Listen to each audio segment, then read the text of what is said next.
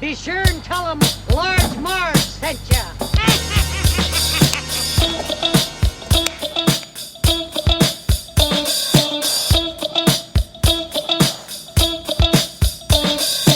In the 90s, we were just teeny tykes. We liked our movies and our bikes. We wanted to be DJs, but we were just teeny gals. So we went off to college and we remained as pals. 20 years later, we're still watching flicks and we're bringing you the favorite bit by bit. Sweetie and Sweetie are here to say it's the Large Marge Sent Us podcast.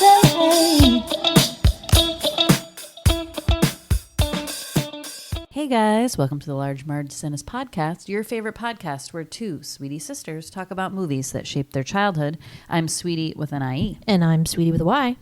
Hi guys. So we had another unfortunate accident. Today we are pre-recording our anniversary episode. Big anniversary coming up.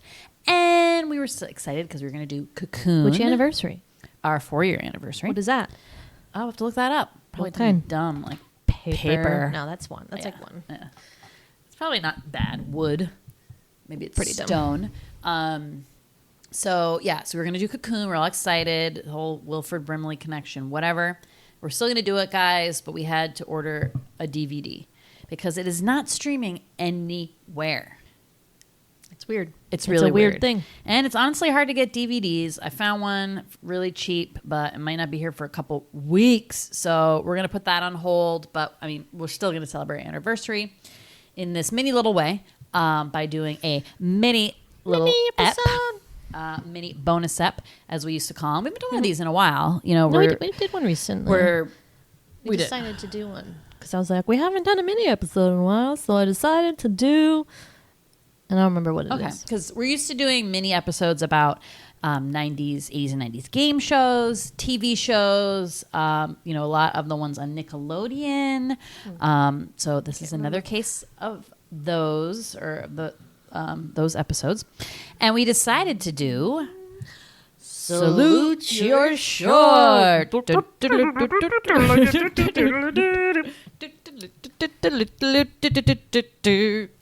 Camp Anawana, we hold you in our hearts, and when we think about you, it makes me wanna fart.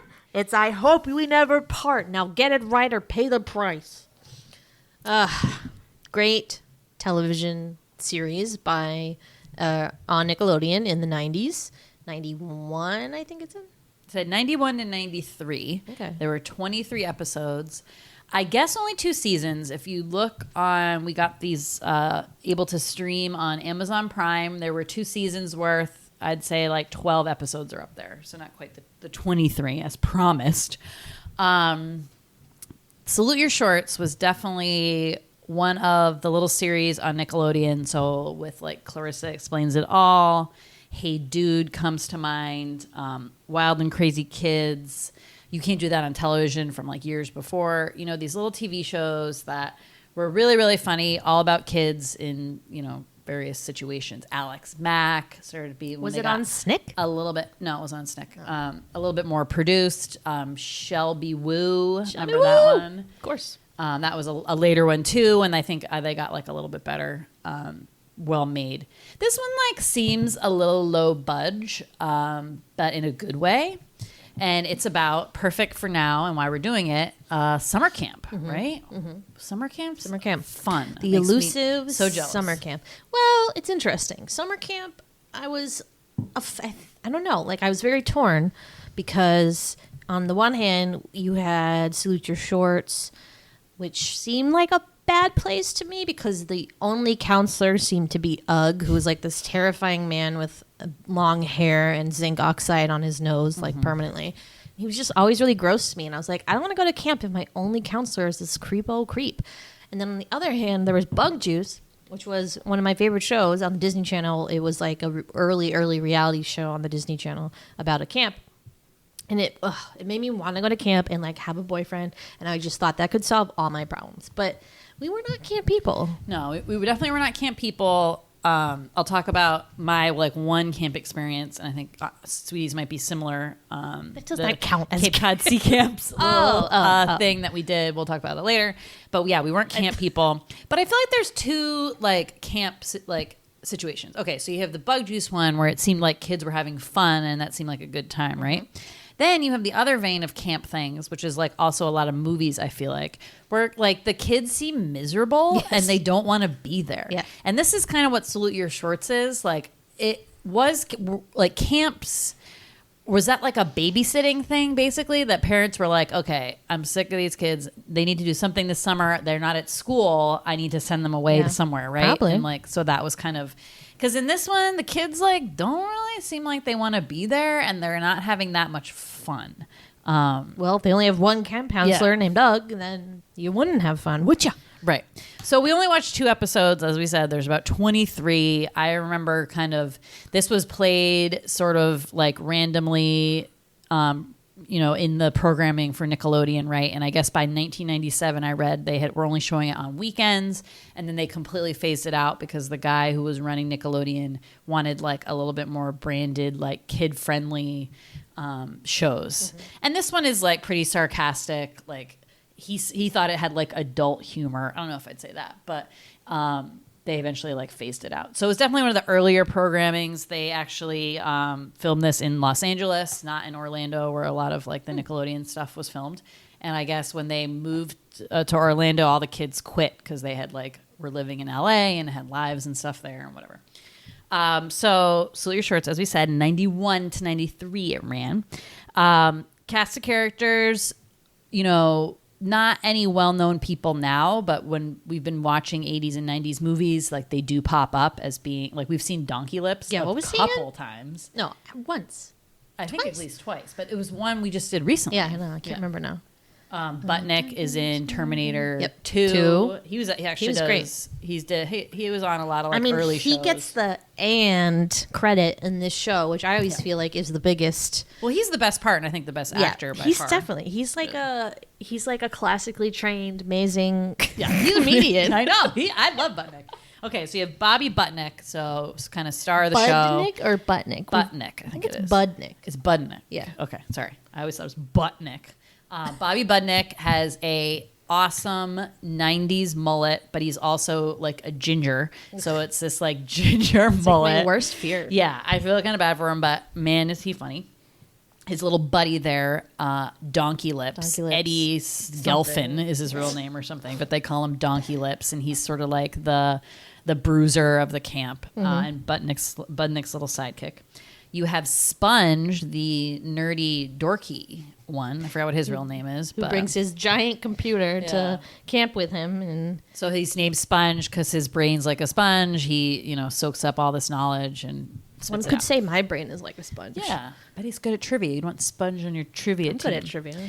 Michael, who is sort of, they frame the show around being like the new kid at camp. I don't know if that meant that like all those kids had been there prior years and that was his first year there. Yeah, I guess. Yeah. Because I think that was the thing with camps. When I went to college, like I met a lot of people who went to camps every year. That was their thing. They got sent away to some camp in Maine, and then they were like a counselor in training. That was that's Bug Juice. Yeah, that was. There's like 2 sessions, and like the first half of the summer, and then the second half, and it changed. The kids like changed, but some kids, I'm assuming the very rich ones, got to stay the whole summer. Yeah. So yeah, I'm assuming camp in general is God, sort of a rich person expensive thing. Yeah, it has to be. I looked it up recently when I was rewatching Bug Juice because they have some episodes on YouTube, and I was like, "How the fuck much is this camp?" And I like couldn't believe it. I can't remember how much, but I'm sure it was like $12,000. Yeah, something. I mean the only people I heard of, as I said, that went to camp were kids I went to college with, and those were all pretty rich kids who also went to private school, so kind of like went hand in hand. I'm sure maybe there were some deals. If you went to camp and your family was not wealthy, let us know how it happened. Maybe like Sweetie said, there was a partial, like you only went for a couple weeks or something. Okay, so Michael's like the new kid in camp. He's like popular. I guess he's like sort of characteristically cute. He's blonde, so like the girls all like love him when he shows up. And then you have the 3 girls, Dina, obsessed with makeup, girly things. Why she's at camp, like who knows? Again, doesn't seem like she'd really like enjoy any of the activities, whatever.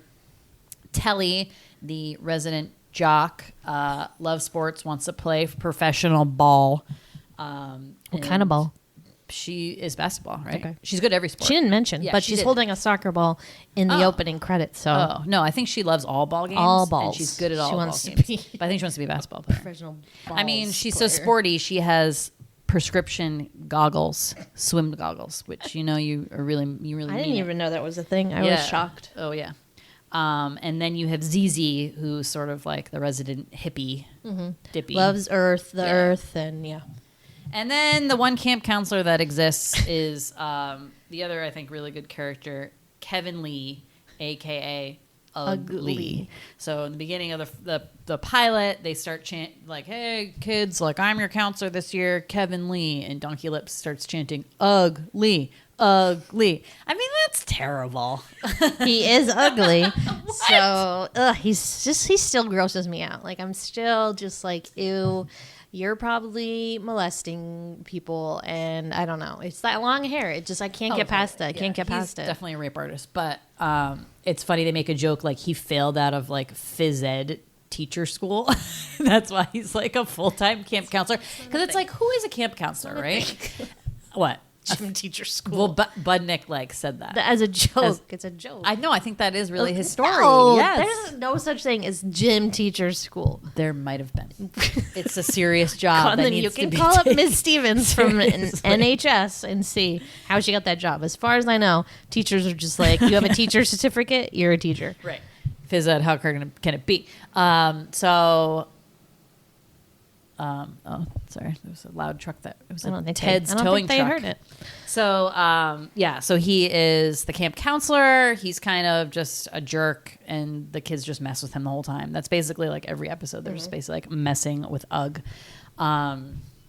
But he's pretty funny. What was I going to say about that? Oh, yeah. I was like, why would you be a camp counselor? Because like I said, a lot of people are camp counselors because they like went to the camp, and you do that counselor and training thing when you're like in your late teens, and then you become like a real paid counselor. But like, who is like this random old dude like being a camp counselor? Do you just- love kids that much? Maybe he's been there year after year, just keeps coming back. Jimmy could be a camp counselor. really good. You should, let's suggest that as a job I know. for him to do. Anyone who enjoys playing games as much as my fiance, oh my god, that's a warm job. Win-win. He should be Ding, a gym ding, ding. teacher. Yes, he has a lot of possible careers on the table. This is great. That to him. This is great. Okay, so that's kind of the main cast. I forget if the second season they fold in some other person because Michael leaves, I think, right? They replace Michael with Pinsky, who's like Yes. this kind of. He had like a kind of like a mushroom cut kind of thing, but like Was he thinner. also like cute Yeah, boy? he was like supposed to also be? yeah. But I don't remember anyone having a crush on him. Yeah. the way that Michael, like everyone, I think there's an episode where like everyone has a crush on Michael, and it's pretty funny. But yeah, New boy in town. Pinsky. So yeah, well, how do we do this? I don't even remember. Oh yeah. So we just talked about the 2 episodes that we watched, right? So we watched 2 episodes. You can buy them, rent them. No, buy them. I had to buy them. $1.99 on Amazon. So if you really love the show, check it out. Whole season for like $5. Which seems strange. I know. Like, what? Wait a minute. We got gypped. So we watched the pilot, and then Andre's favorite. Sweetie's favorite episode, Zeke the Plumber. The Plumber. Which has a very, like, Are You Afraid of the Dark vibe to it, I'd say, which I'm assuming why you like it so much. Which Budnick was in. So he was in the Zebo the Clown episode, I think. But yeah, it's a very spooky episode, very Nightmare on Elm Street-esque. It's great. It's great. Still spooks me today, I'll be honest. Still a little spooky. Yeah, it was spooky. This is why I'm afraid of like weird masks and mannequins because of Zeke the Plumber. That was a Like, gross mask. it was really scary. So the pilot starts out with, Michael like coming off of the bus, and it really like sets up the whole show because you have Budnick and Donkey Lips coming up to him and be like, "Hey, you're new. Like, we'll take your bags and take it to the bunk." And they run away with his bags, steal out steal his boxer shorts and run it up the flagpole. And he has already met Sponge, Michael, and Sponge is like telling him kind of what's the deal with those guys and whatever. And Michael's like, what do I do? Like, my underwear's up on the flagpole. And he's like, sometimes you Not a just big gotta deal. salute your shorts. And so all the kids like are Listen. around him listening, and they like salute his boxers. It's pretty fun. If it was tighty whities, then I would be embarrassed. But like boxers, Yeah. like who fucking cares? Boys just wear those around like Right. regular clothes. I know. Who cares? Get over it, Michael. Not like your period stain undies if you're a woman. Yeah. Embarrassing. So That's how the show starts. Like, salute your shorts. So that's kind of a fun little way to get it going. Then it always starts with the theme song, right? Which is Ugg with the piano. We sang it at the beginning. Camp Anawana. Now, apparently, Camp Anawana stands for I don't wanna. I don't want to be there. Yep. Cute. Camp I don't wanna. Camp Anawana. So they did like a play on that. And then the episode starts, so it's basically just like Michael being like inducted into this camp world. And so like, what's the camp world, right? So bunks are like a big thing, right? So he's in the bunk with the main guys. So Sputnik, I almost called him Budnick. He's Russian. Budnick and Donkey Lips and Sponge. So he like meets all those guys. They play a trick on him. They give him the bed that had like the dead raccoon on it. There's like this big stain on the mattress. And then he takes that one thinking they mess with the one clean one that's there, but actually they like took all the screws out of that one with the raccoon stain on it, and he like falls. And then they're just kind of like messing with him. Well, it's him and Budnick like sworn enemies now, and so the episode is really just them trying to get at each other. So they end up in a fight, and then There's a big softball game. There's a fight, and then they get punished. They have to like hold buckets up filled with water, which seems like very old Medieval times. Yeah, medieval times torture device. I don't know. And then what is the next thing? Then they But why does Budnick want to get? I guess he wants to get him back, but he's like, I don't like Michael. He's too cool and popular. So they want to try to like bring him down a peg. So the way they do that, they decided to do the secret society. So they pretend there's a secret society, and the only way they can get in is if they break into the girls' bunk at night and steal like their things. So the girls catch wind of this, and Telly hooks up this like Kevin McAllister school of booby traps in the bunk. I'll also see Parent Trap for more information. But right. It's all pranks, rigged. It's all rigged of, up. Part of camp for sure. So when the boys break in, they'll get all this shit thrown at them, and then their picture will get taken with the Polaroid camera. So they go to sleep. I don't know how. Like, I'm with Zizi. I'm like, how can we go to sleep when we know the boys are going to break in? Like, let's just stay up all night.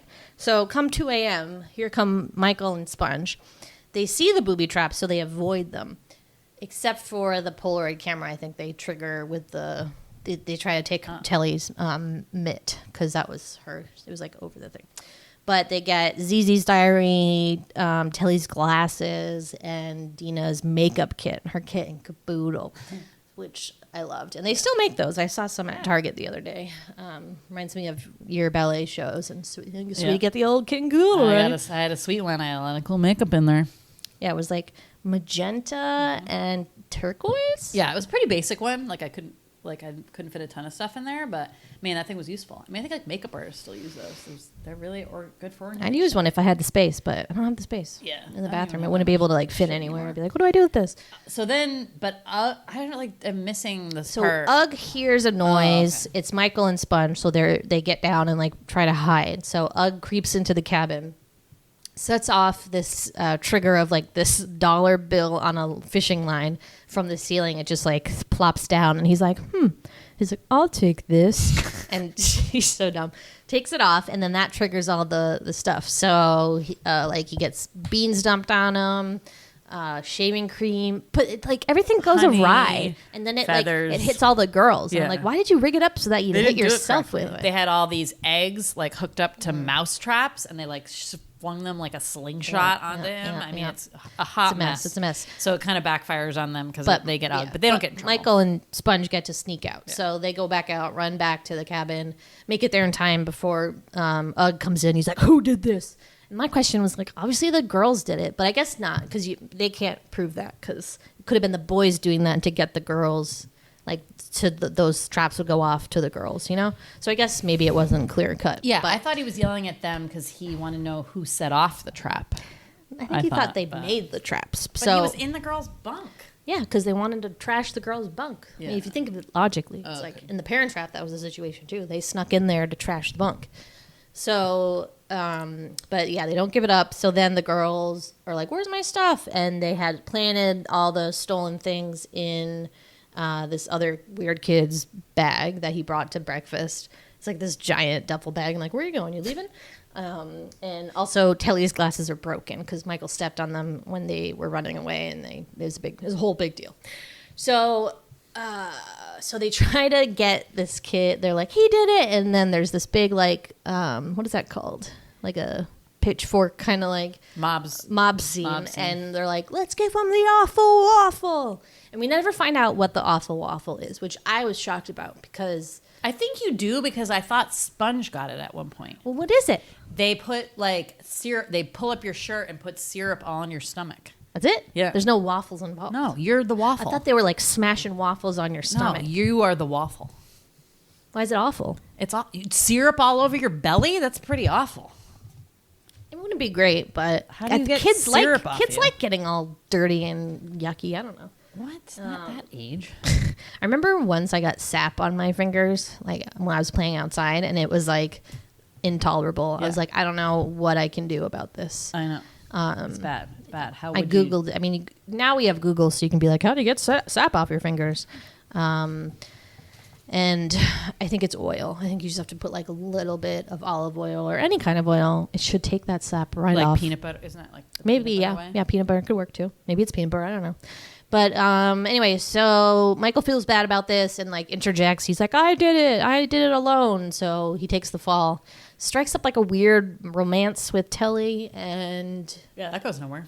she wins back his boombox for him because Budnick took it because of the bet, I guess. Yeah, if you don't steal this stuff, then I get your boombox. Okay. Yeah. So yeah, and then that's kind of it. That's the first intro episode. Yep. So sort of each episode has like a little bit of like a learning thing, I guess, you know, as they would with like kid shows. So this one is kind of like telling, you know, Michael tells the truth and he ends up gaining a friend by Telly, even though he broke her glasses. But she ends up getting contacts, which honestly is the best for any sports-loving Who person. knew they just had contacts in the I camp know. infirmary? And then he could just go, and she's like, insurance covered it. I was like, whoa, whoa, whoa. I was like, Yeah, how what does this insurance work? do you have? Because they don't cover my They contacts. don't cover mine. Yeah. So that was a sweet little introductory episode, and then you jump into kind of the more beefier storylines. So the second one we watched was Zeke the Plumber, episode 2, season 1. Yep. So they're telling ghost stories. Budnick tells a ghost story about this old janitor. Also very camp, right? Yeah, ghost stories. This old janitor named Zeke, who used to like, it seemed like he exclusively worked on the toilets, but I'm not sure. He was digging a hole, quote unquote, in the woods, struck a gas mine. By the way, he does not have a nose because when he was in the war, a parrot, That would make more sense, honestly. a parrot bit his nose off when he was in the Philippines. Now, what war is that? I don't know. But he has no nose. So he can't smell the gas that he is triggered like with the shovel. And then he, you know, as you would, lights a random match in the woods and blows up. So that it's said that he haunts the camp and like does scary things or whatever. I forget like what his main like drive is. Mm-hmm. So it freaks everyone out, and the girls like follow this like weird like they put like toothpaste around their bed and do these like rituals. And Telly ends up having like a really vivid dream, a scary dream of Zeke the Plumber. Or sorry, Michael does first. So Zeke's like, it's so creepy. It's like he hears this like plunging noise. It's like, and then he looks over to like the bunk where like normally people's beds would be, but it's just like an empty room with a toilet and this like scary guy in overalls and like the scariest mask you could ever imagine in your life, and a bandage over his nose that's like all gross and red underneath, and it just like ugh, and like the eye slits are too small so you can't see like the person's eyes. I think that's what really freaks me out. But so basically he's like, I can see on your head. And he like pulls out Harry the hippo, Michael's like old stuffed animal. And he's like, if I'll like tell the whole camp about this. And Michael's like, no. And then he wakes up. And then Telly has a dream that he is like, I can grant you one wish. And she's like, I want to play professional ball. He's like, your wish is granted. And then she's at a dance. And she's like, I said I wanted to play ball, not go to the ball. And then she's like trapped there wearing a dress, which is like her worst nightmare. So basically now everyone wants to get back at Budnick because they think that, this is all his fault. He's trying to scare them all. Like, well, we're going to scare him. So they like do some kind of bet with him. Or like, I bet you can't spend the night at the like place where Zeke died. And if I can't do it, like Michael has to wear Harry the hippo on his head and Telly has to wear a dress. If they win and Budnick can't spend the night, I forget what they get. He has to get up in front of everyone and say, like, I'm scaredy cat or something. Oh, yeah. Something embarrassing for him. So he puts down a chair, tells Donkey Lips to, like, bring him all this shit.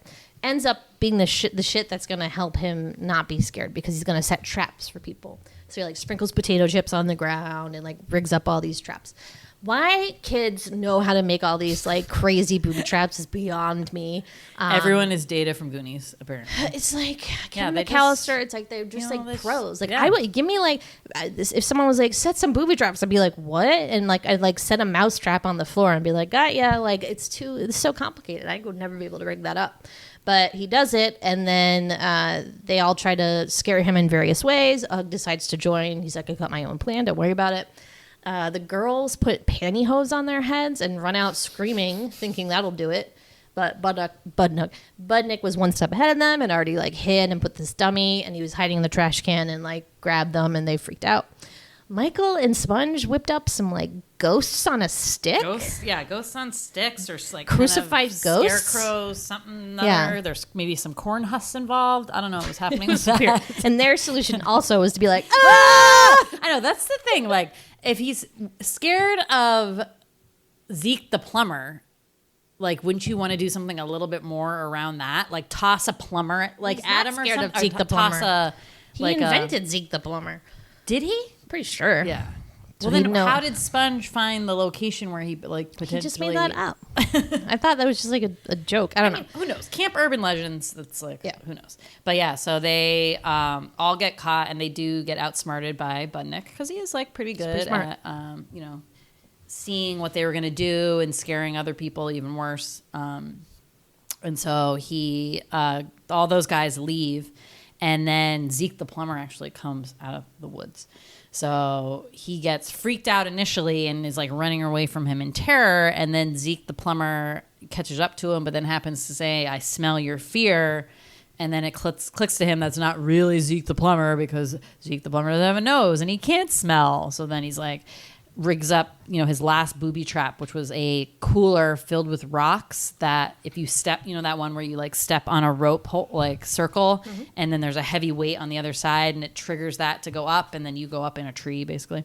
So he takes off the mask, and who is it but Ugg? And Ugg, that actor plays all the Zekes, right? I'm assuming. Yeah. I'm assuming. No, it's the other camp counselor we never met. Maybe it's Dr. Khan. So he leaves the Ugg up in the tree and keeps walking. And then he's like, ha, I'm like the master. Like, no one can scare me. And then he walks into a huge, like, spread of spider webs. And that is the one thing he's scared of. So then he kind of gets all turned around and lost in the woods and starts freaking out and being like, help me, help me. He didn't even, like, try. He ran into the spider web, was like, someone help me, someone help me. And I'm like, are they still on you? Just, like, run away and go back to camp. Like, weird. But yeah, so then they finally come out after he's like, I'll be your slave. And so they feel bad for him and they come out.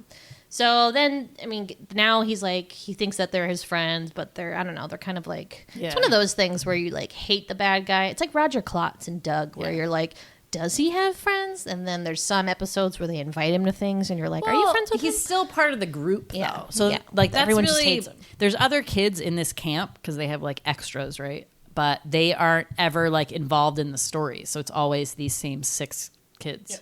Yeah. So again, sort of like the little learning thing is like, oh, like even like this kid who's not scared of anything is scared of something, and you know, it's good to have friends, I guess. I mean, they're very like loose morality kind of stuff. Mostly just entertainment. I think they're trying to do some lessons learned. Wow.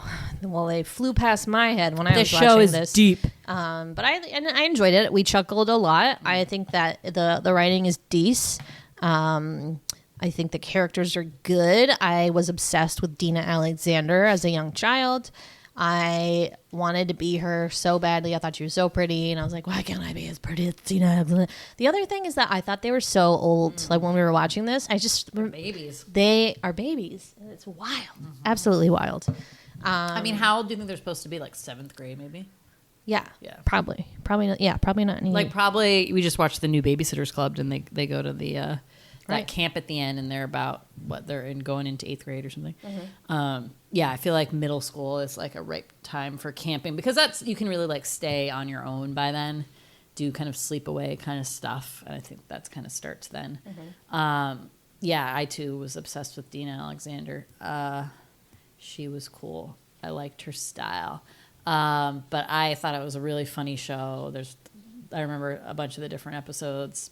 Maybe I'll have to buy the seasons. I'm kind of interested to see where this story goes. But totally brings you back, like, nostalgia-wise. So a couple trivia facts if you do watch this show. There is a hidden rubber chicken in every episode with a cigarette in its mouth. Oh, my God. A little Where's Waldo for you Jeez, all that's to not good. find in You each get episode. kids hooked on smoking. I That know. wouldn't fly today. And then the only one I kind of fun fact I have from the cast is that after the show, Dina quit acting. She said, "No She was thanks, good. Don't want to do it anymore." And she is now a lawyer. Wow. She's pretty good. I thought she was great. That'd be pretty cool to put on your like lawyer resume. Like, was Dina in Salute Your Shorts?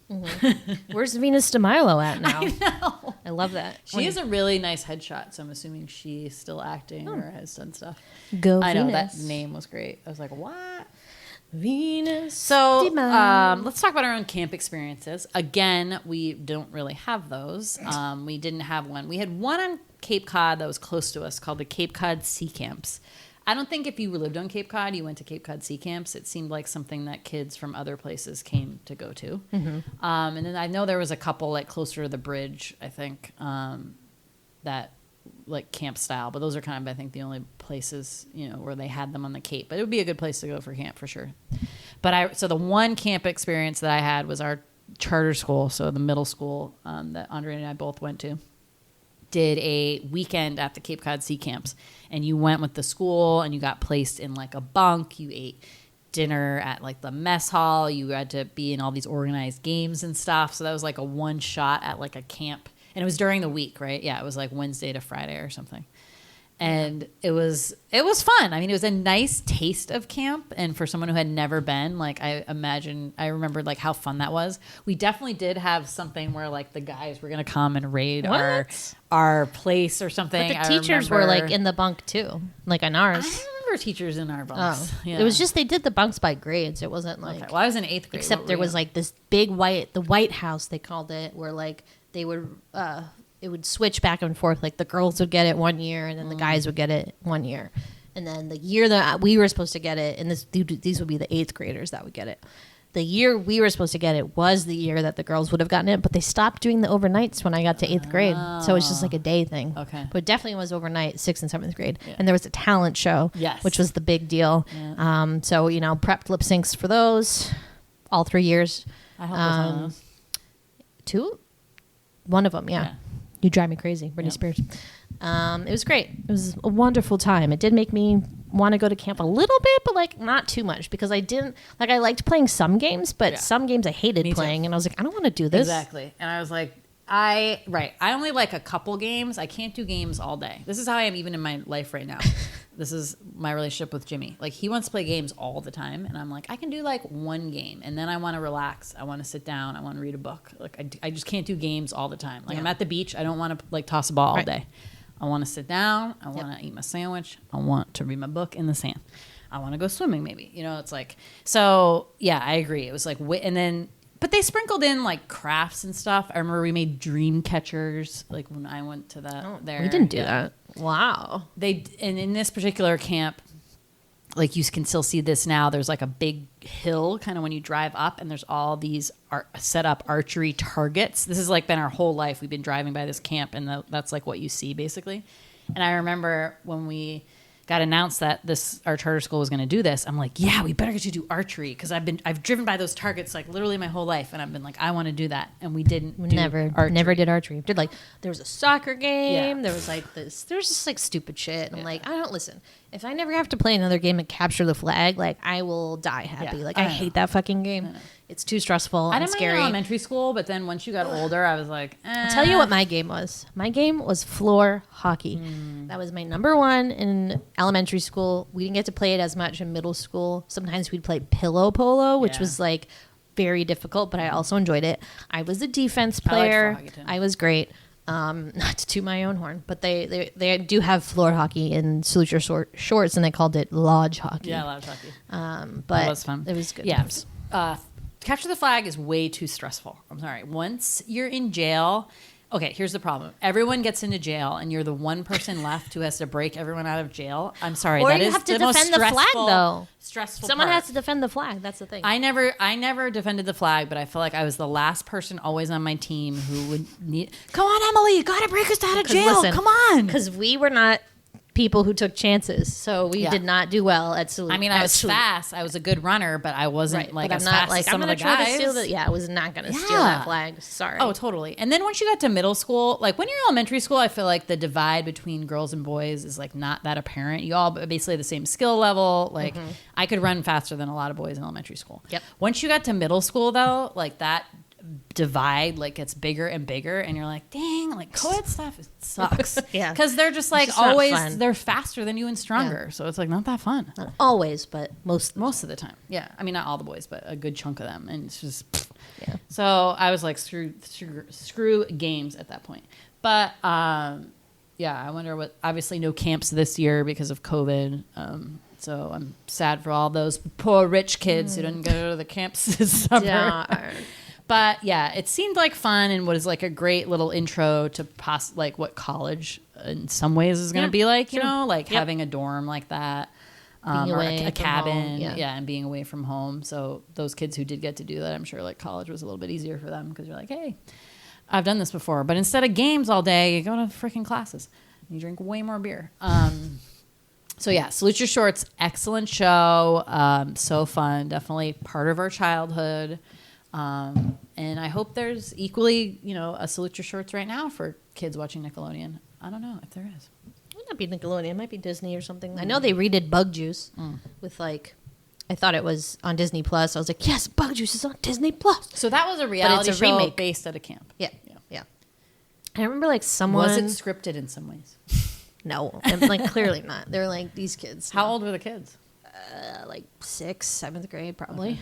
I had a crush on the guy in the second season, and one time I saw a shooting star outside, and I made a wish that he would move in next door to us, but he did not. So there goes that wish. That's powerful stuff, man. Yeah, but good times. I love that show. Episodes on YouTube, season 1. Season 2. There's not really the quality is not great, so don't look at that one. But the one on Disney is a remake of the old reality show, so they like updated it with today's kids at camp or whatever. I'd be interested, maybe. We'll see how it goes. But yeah, I thought it was a great show. Brought me back. Still as good as I remembered it. Yeah, definitely. Has not changed a bit. I was glad it held up. Yep, agreed. So we will get back to Cocoon, as we said, whenever it arrives. Could be next week, could be September. We don't know. Happy anniversary to us, Yes. sweetie. Happy anniversary. 4 years. What was your favorite movie we did in the last year here? I might go with Shag. I think I really enjoyed Shag. I had a great time. It's where we coined rape artist. Well, they coined it really, but we adopted it and used it sneakily at the end of every episode. So it's a way to catch you guys. Have you been listening all the way through the episodes? If you have, you've gotten a special treat every time. Almost every time. That's like our rubber chicken with the cigarette hanging out of his mouth. Yep. I agree. I loved Shag. And that was really fun because you had never seen that before. And it was still like a really good episode. Because that's always tricky when one of us hasn't seen it. Like, is that going to be good? Because we don't have the memories. But that was awesome. I liked Wild Hearts Can't Be Broken. The one about the girl jumping, Yes, we remember. off the platform, goes blind. Good On one. the horse. Listen to that one. So we'll be posting for the anniversary, a collage of all our movies we covered. All 50, I think we did about 50 episodes, so all 50 of them. So go ahead and comment on that, your favorite. And then we'll be announcing the details surrounding our giveaway this year. Yeah. The giveaway is going to be a Large Marge Sent Us mask. Woo! Found the site that we get all our hot merch from. Merch. Has masks now, so that's the new All thing. right. So everyone can go and try to win the Large Marge Sent Us mask. Really helpful in the current pandemic, and I hope you wear it with pride. And if someone asks you, "Hey, who are those cute girls Tell on them your Large mask?" Marge sent you. You tell them Large Marge sent you. So yes, thank you so much, you guys, for listening for the 4th year. All our new fans, all our old fans, you really kept us going as usual. We love ya. We love you, fans. Oh yes, we do. We love you, fans, and we'll be true when you're not near us. We're blue, we're blue. Oh, Large Marge Sent Us fans, we love you. Beautiful, beautiful. Yeah, thanks, guys. Come and find us on Twitter at The Sweetie Club or on Instagram at Large Marge Sent Us. Thank you, as always, for listening. Bye. Bye. Auxiliary artist.